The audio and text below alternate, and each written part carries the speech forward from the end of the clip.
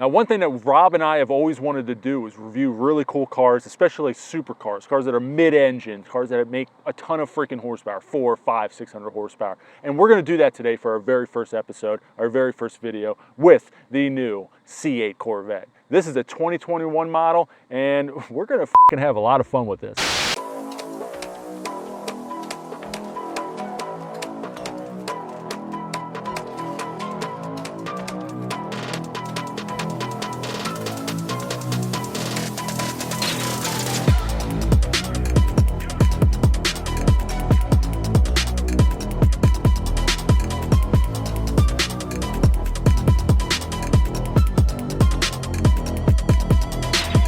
If you are in the Mid-Atlantic region and want to rent this cool Corvette, contact DJ at Agency Garage. I will leave their information in the description below. Also, if you have a cool car you want to see featured on this channel, please contact us.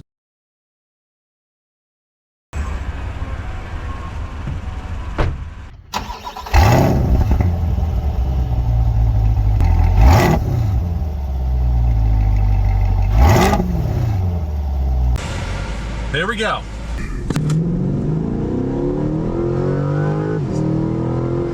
Feels so planted. After driving this, I completely understand why people talk about like Mustangs always crashing. Because when I would do that with my Mustang, I felt confident, but there was always that little bit in the back of my head. It's like, I don't want to become another YouTube video. You could feel at the back end not get uneasy in Mustangs, but it's not as planted as this. This feels like, oh, I'm never going to lose traction. It's just going to go. Right. It's unbelievable. Yeah. That's one thing I do kind of miss about the old kind of school engines with the push rods, is that you get that initial punch off the line, and you constantly get that with GM's engines, which I figured out once I started running this car. But you didn't have that with my 2017 Mustang. I had a little bit when I had that old 3-valve, even though that was overhead cam. Oh yeah. That had more of an initial punch than Coyotes do, than the Coyote motor does. Coyote motor builds up power in the later RPMs. It's nothing like this. This will punch you in your face the minute you step on the throttle and throw you back in your seat. Yeah, it digs in pretty good. That's the beauty of this, the push rod motors from GM. They just know how to give you exactly what you want. When you want that punch off the line, you want that torque. Yeah, I have to admit, even as a big guy, it's pretty comfy. It is. The ride though, right? Yeah. It's not bad. I mean, this road is not really the best road to contest on. It's flat, but you kind of feel it. Just it's not smooth. I mean, I think this is better. Yeah, it's definitely comfy. Yeah. Rides like my Ultima, like normal type of car. Nothing to write home about, but I guess the magnetic, suspension probably tightens it up when it needs to. Yeah. Does this have it? I have no idea. Well, Bob, okay. Well, it feels like it does. I mean, if this doesn't have the Magna Ride, I can only imagine how good the Magna Ride probably feels. True. Now, we already confirmed this does not have the front end lift kit. Right. So if you're going over a speed bump, you can't lift the front on this one. Yeah, so this one obviously isn't the higher tier regular Corvette.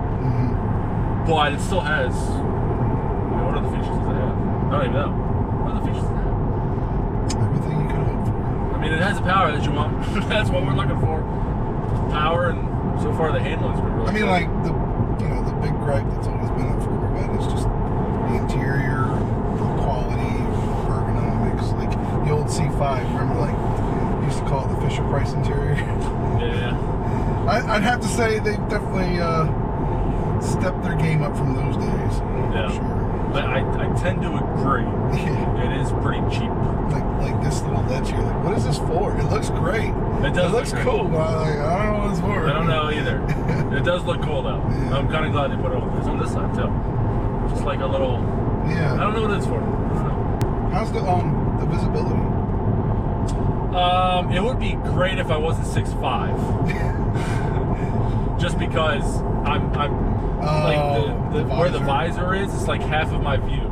So if I scrunch down like this, I mean, it is freaking perfect. So I need to lose like 4 inches. If you're like 6'2", you're probably perfect in this car. I mean, the visibility is great. Besides the back's obviously a little bit different. I mean, I'm 6'2", and I see really clear. Like, I can see these side view mirrors are actually pretty good. Yeah, they are. I mean, it gives plenty of visibility. Yeah. But yeah, overall visibility is actually pretty good. It's like the polar opposite from the Camaros. Yeah. I say they both like tanks. That's actually interesting that you brought that up, because this, I can see better through this. I've sat in Camaros before. Oh, yeah. I can see more in this than I could those Camaros. For sure. You don't have the long hood, like, you know, even on the C7 Vets, there's like very little hood that you see in front of you. You can see the road just clear. Yeah.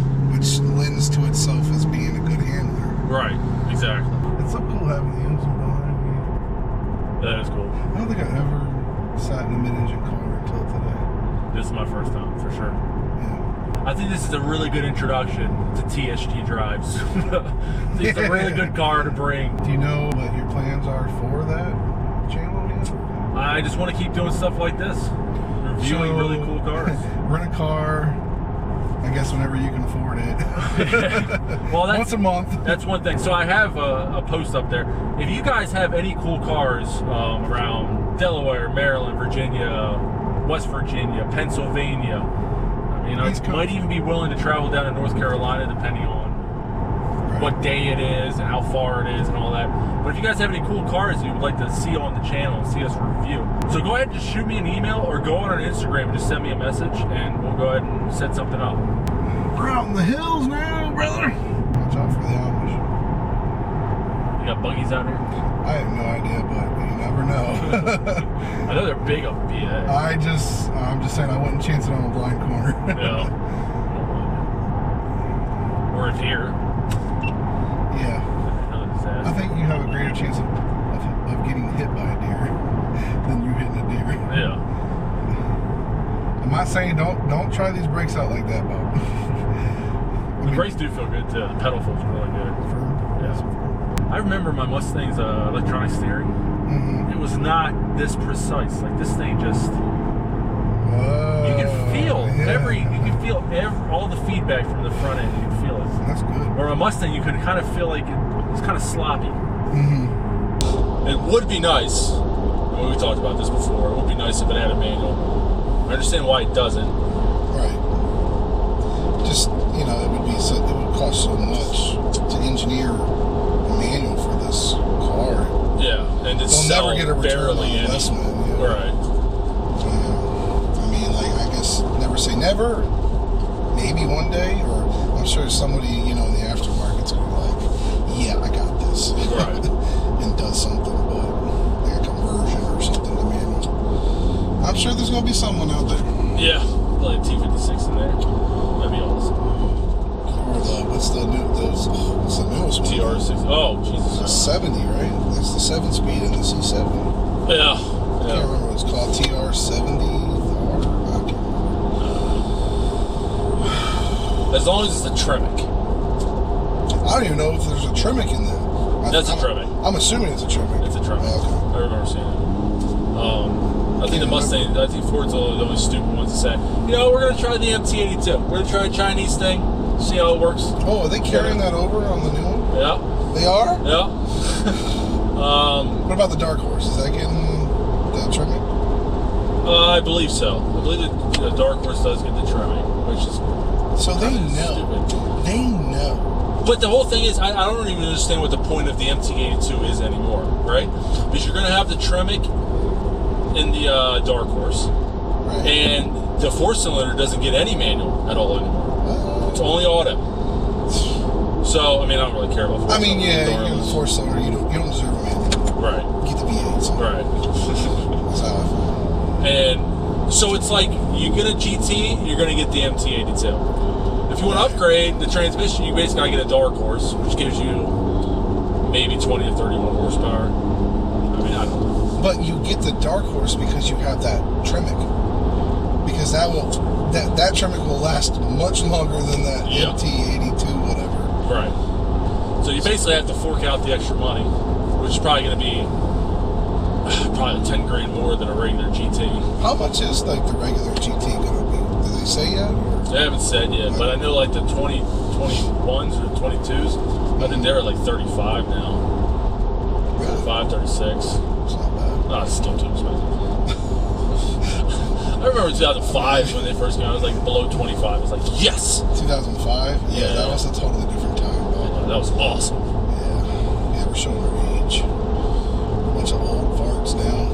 No. Oh, we're in a Corvette, so it makes sense. Yeah, old farts in a Corvette. Oh, I wonder if like the average age of Corvette owners has reduced since this came out. Because this is geared for more, I would say more for younger people. I'm sure that Corvette going mid-engine definitely scared a lot of the purists away. Yeah. Like they're not even interested because now it's a totally different car. It behaves totally different. I'm sure GM tried to make it as easy as possible, like change the oil or cheap as possible. But it's so not included the big trunk for the golf bags. Yeah. The old heads are gonna be like, it's not a Corvette anymore. Right. I mean, like back in the 60s, Zora. I mean, he was thinking about mid-engine back then. Yeah. And GM finally decided, okay, let's go ahead and do it. Well, rumor is like the super high-end one might be called some kind of like acknowledgement of Zora. The Stingray. Then they're gonna have the Z06 is out. Yep. ZR1. That's probably a lock at this point. Yeah. Because they're gonna take the Z06 and I heard like turbo it, twin turbo it, or just regular turbo. Jesus. I think they're getting away from the supercharger. So, and then I think they're gonna do the highest one is gonna be like a hybrid in the front, and then all twin turbo V8 in the back. They said that was going to be the together 1,000 horses or something like that. I don't know. It's all just rumors at this point. The C8 is one impressive machine which comes as no surprise. However, the drivability was a shock. This car drives like a sedan, goes like hell, and looks like a supercar. GM did an amazing job. Now, if only they would just add a manual transmission. That's it for this video. Make sure you like, subscribe, and hit that notification bell for more TSG drives. See you on the next one.